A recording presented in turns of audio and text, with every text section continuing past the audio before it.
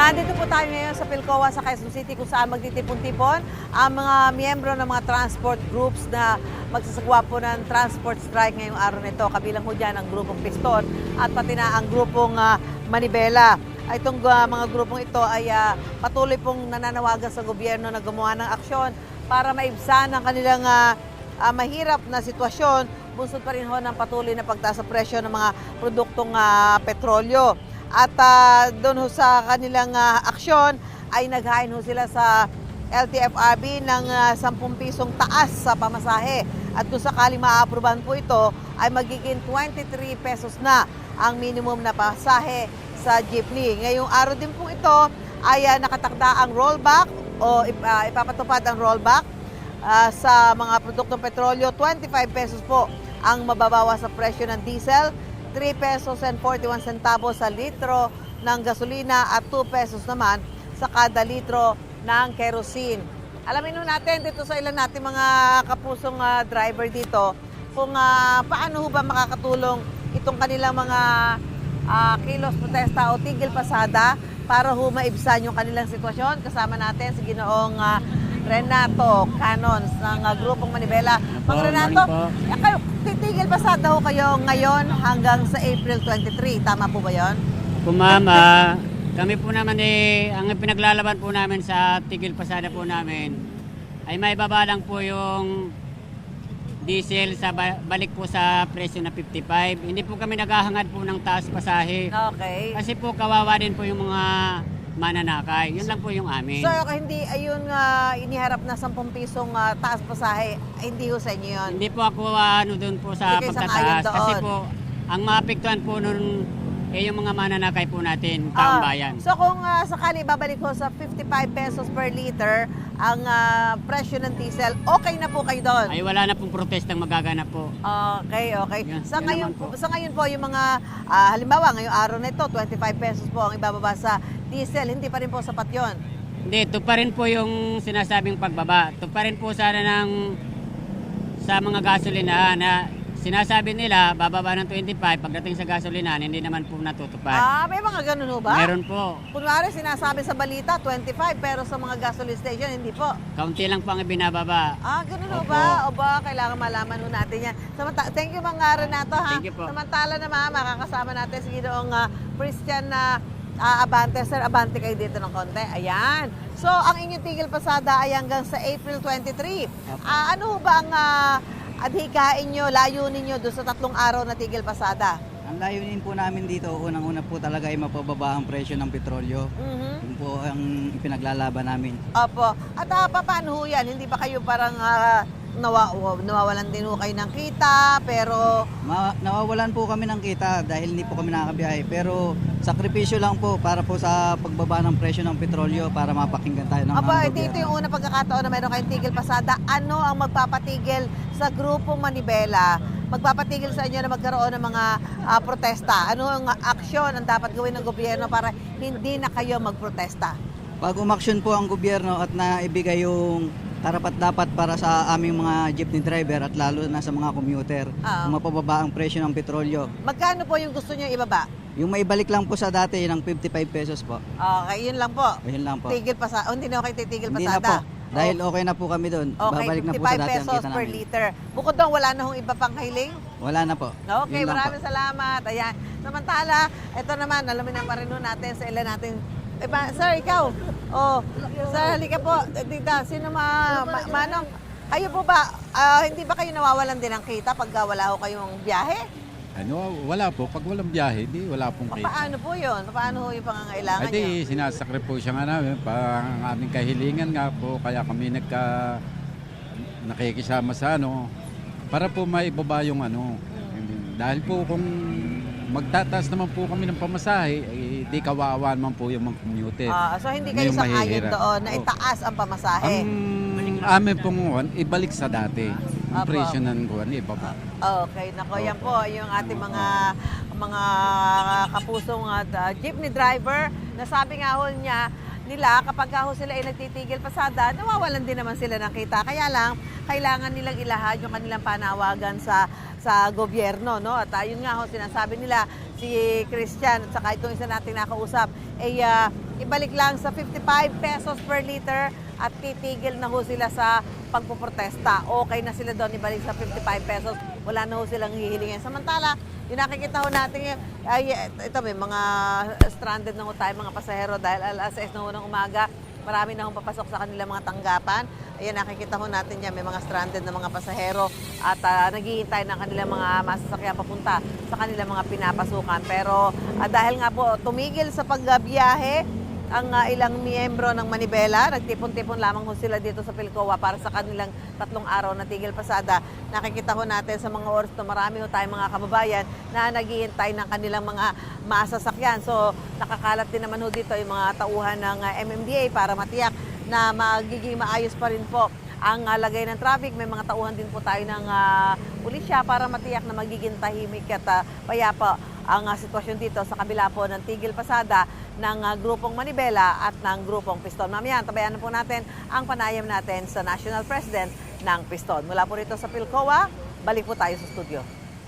Deportation at paggamit sa United Nations Convention Against Corruption o UNCAC ang ilan sa mga posibleng paraan para mapabalik si dating Congressman Zaldico sa Pilipinas ayon sa isang international law expert at sa National Bureau of Investigation. Tikom pa rin ang Czech Republic Police at Ministry of Justice kaugnay sa kaso ni Ko na nila itinuturing nilang specific case. Narito po ang aking unang balita. We will bring Zaldico home, and we will do so in accordance with the law. He will answer to the Filipino people. Binigyang diin ni Pangulong Bongbong Marcos na gagawin ng gobyerno ang lahat ng kailangang hakbang para maibalik sa Pilipinas si dating Congressman Zaldico. Naharap sa patong-patong na kaso si Ko kaugnay ng flood control scandal. Inutusan ko ang Department of Justice kasama ang Department of Foreign Affairs na pangunahan ang pakikipag-ugnayan sa mga otoridad ng Czech Republic upang matiyak na maayos at naayon sa proseso ang lahat ng kinakailangan. Magpapadala rin ng high-level coordination team upang tutukan ito.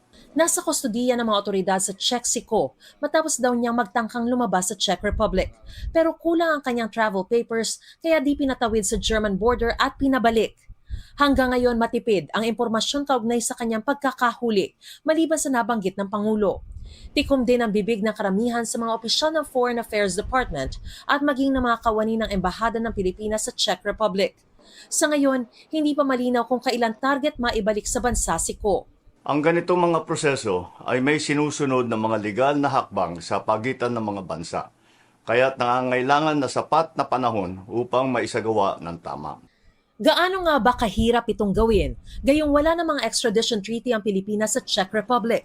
Ayon sa international law expert na si Attorney Mike Q, isang diretsyo at pinakamabilis na paraan daw ay deportation. This is a sovereignty question. It's a non-national of the country who is entering the country and is not documented and has no right to be there, especially if there is no passport, which is the most critical requirement apart from the visa. Nagiging mas komplikado lamang daw ang sitwasyon kung talagang may hawak na Portuguese passport si Ko.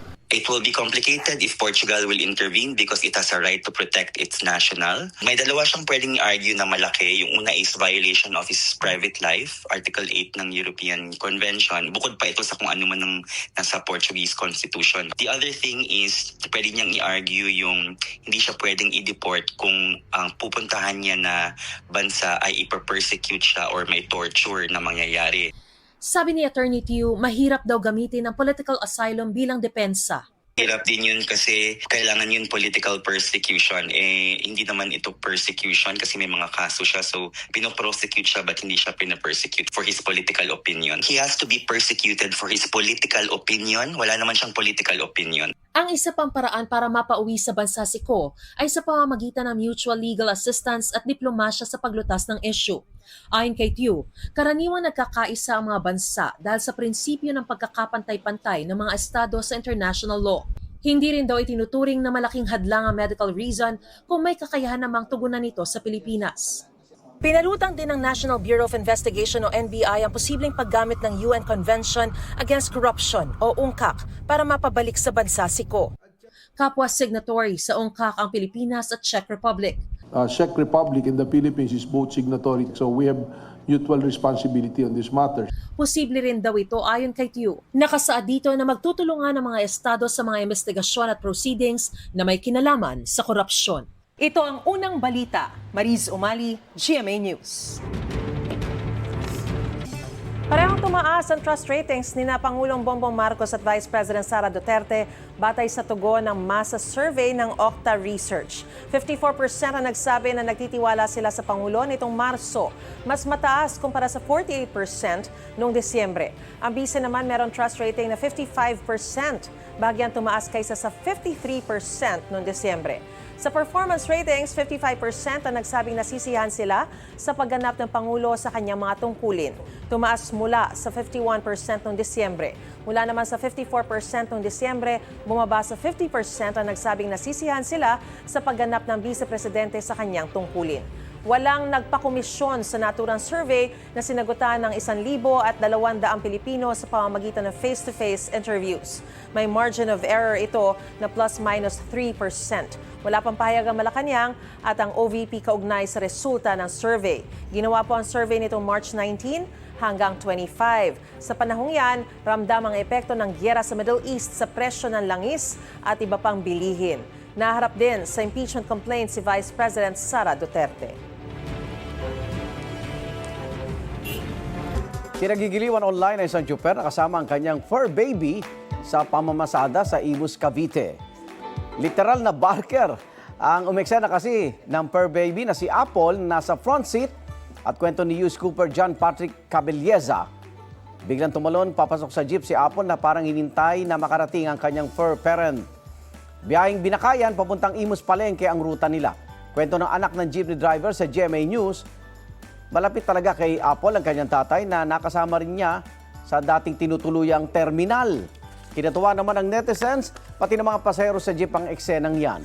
May halos 200,000 views na at may 30,000 reaction na online. Ang summer outing na ilang bakasyonista naging extra fun dahil sa paandar na synchronized swimming. Para bang naging Summer Olympics ang birthday outing, nagmababarkadang ito mula sa Sampaw-Isulan, Sultan Kudarat. Dive pa lang, pang-champion na ang PEG. Ang simpleng laro-laro bilang paghahanda sa kanilang practicums sa aquatics, hinangaan pati ng professional synchronized swimmers. Hindi rin nagpatalo ang magtutropang ito sa Davao City. Sa kanilang entry ng synchronized swimming, may cannon dive, underwater dive at palifting spa. Ang dalawang videos na yan meron ng 5 million views online.